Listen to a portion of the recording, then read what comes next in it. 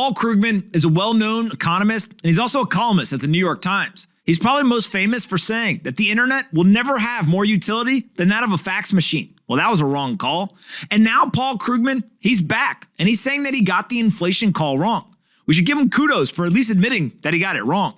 In this really long letter, Krugman goes ahead and breaks down exactly what his thought process was and why he missed it. He sets the stage by saying in early 2021, there was an intense debate about the American Rescue Plan and the $1.9 trillion that was going to be enacted by the new Democratic president and Democratic Congress. Some people warned that the package would be dangerously inflationary. Others were fairly relaxed. He was on team relaxed. And as it turned out, that was a very bad call. Krugman goes on to state that the whole experience has been a lesson in humility. Nobody will believe this, but in the aftermath of the 2008 crisis, standard economic models performed pretty well, and he simply was comfortable applying those models in 2021. But what Krugman missed was that he should have realized COVID-19 created a new world, and that kind of extrapolation wasn't a safe bet. On one hand, it's great to see economists openly stating when they were wrong. On the other hand, there's plenty of people on the internet that want to hit him over the head and say, dude, what are you talking about? This was the most obvious thing in the world.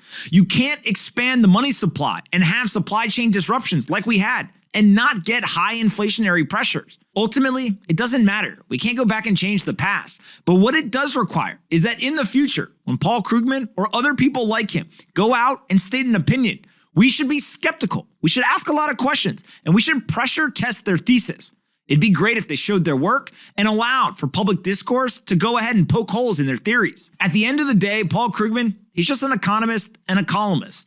That doesn't mean that he has any sort of true influence or power in the actual American economy or in a position where he can influence very specific policies. But because he is a participant in the conversation, he sits and can write at the New York Times. And by many accords, he is considered a public intellectual. Paul Krugman can have an indirect influence on many policies. And that's why we should be really tough on these people and why they think what they think. Paul Krugman was wrong. He's saying it himself. Inflation's here, and now we have to ask ourselves, what is Paul Krugman and others advocating for as the solution? Should we actually take it on face value, or should we ask more critical questions? It's a critical thinking crisis in America, and it's about time that people start to educate themselves, start asking tough questions, and get to the bottom of why is it that economists are so wrong so often, and yet we keep listening.